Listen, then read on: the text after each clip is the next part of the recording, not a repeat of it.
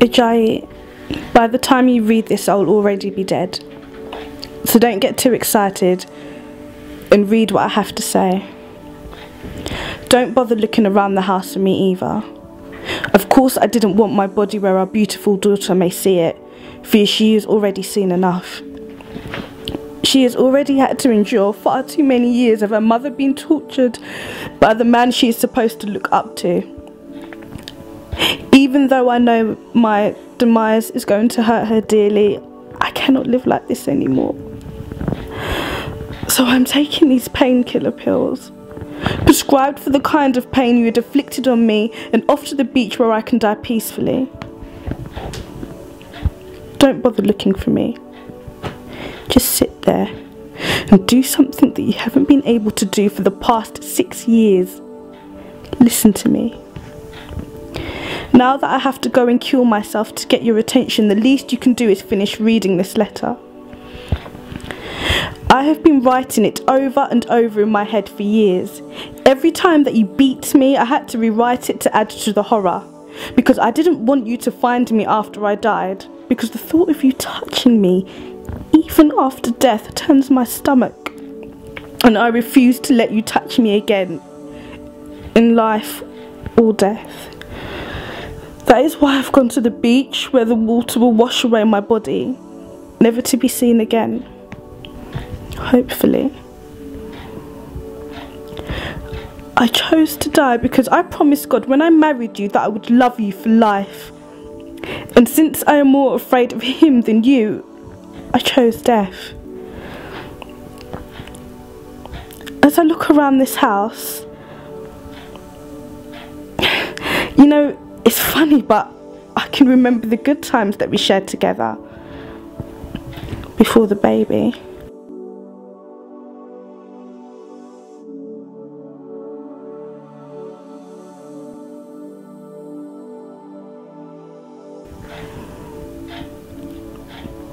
Before you started drinking heavily. Do you remember those days? Because I do. There were some good times back then. It was almost good enough to give me a little hope that we could get back to those times. Wishful thinking, my heart always says. I guess I have to settle with the fact that no matter what's going on right now, you once loved me. And even you can't deny that. I think what hurts more than my ribs that are stinging me right now is the fact that I still love you. The realisation is stronger than any fist you can clench and hurl at me. Knowing that my love for you causes a stronger and more lasting pain is much worse than a swift kick in the groin from your shoes. This is a pain I can take care of. Something that I can remedy. I don't like pain, and I'm not into pain, even personally inflicted kind, so I had to relieve myself of it. Even as I stood in the mirror this morning admiring the black eye that you gave me last night, I knew that you would never touch me again. As I sucked blood from my spit-swollen lips, I knew I couldn't stand another blow from you. Despite the fact that you promised with tears in your eyes that you'd never do that to me again while on your knees. Despite the fact that you put your hand on the Bible and swore to God that you would never lift a finger on me and that you were going to get help. Well, your prayers have not been answered. You will not be touching me again, and I will have to make sure of that.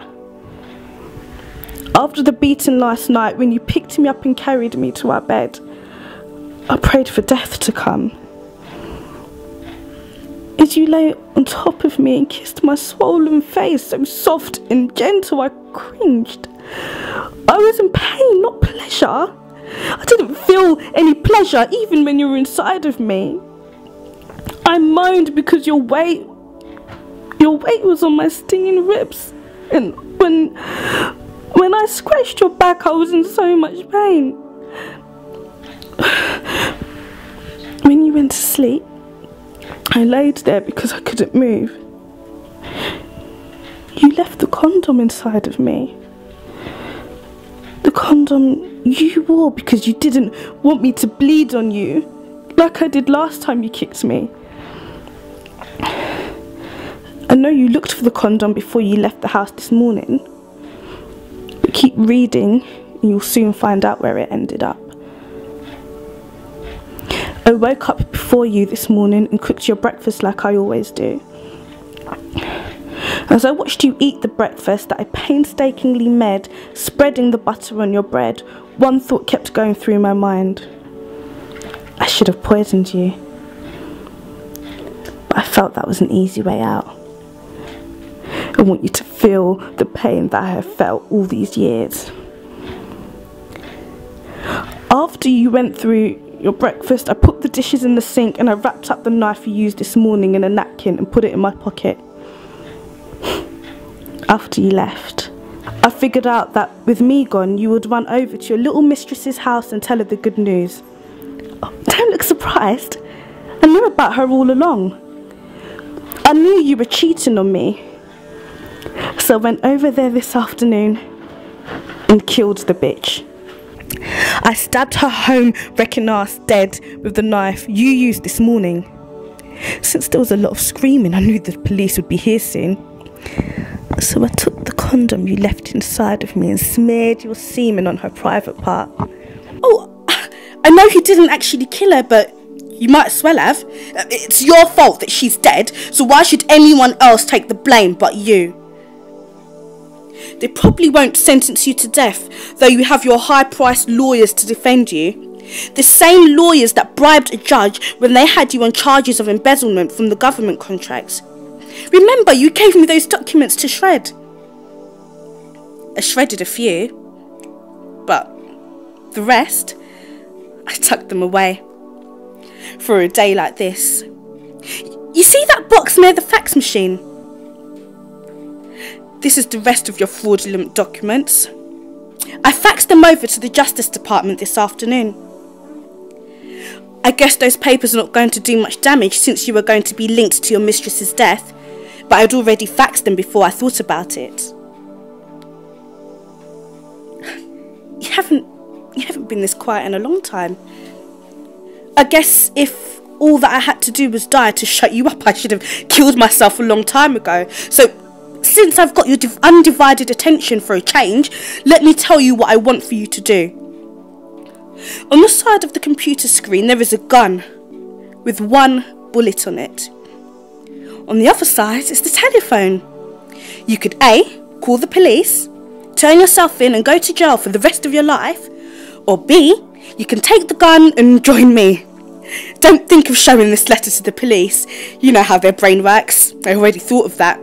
They will think you wrote this to cover your tracks. It's up to you. Don't worry about our daughter, she's with my sister. You already killed your mistress, so you'll be no good to her either. You're about to lose your business and you're about to go to jail. Your wife will be found dead, washed up at shore, bruised and battered from the beatings. Your skin is under my fingernails from where I scratched your back last night. I know you enjoy watching CSI Miami and those crime documentaries, so shit don't look really good for you now, does it? Like you said last night before you punched me on the face, that I'm a bitch? Well, ain't this a bitch? Oh, I know that you didn't think that I was going to die all by myself now, did you? You can either go to jail and get you fucked up, or you can have the man and all the men in the jail beat you around the cell like you did me, after becoming the bitch you claimed me to be. Or you could take that gun, put it on your head and kill yourself. It doesn't matter to me. Remember, we did say, till death do us part.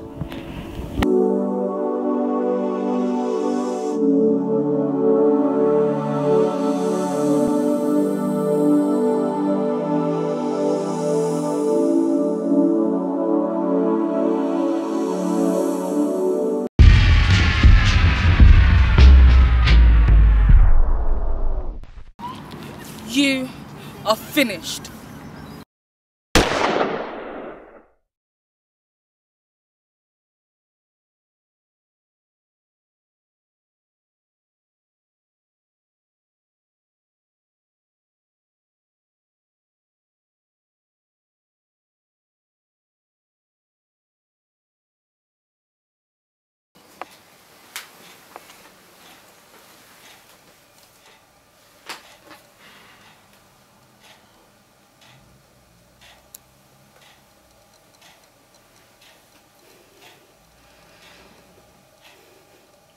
This is Mrs. Fishola.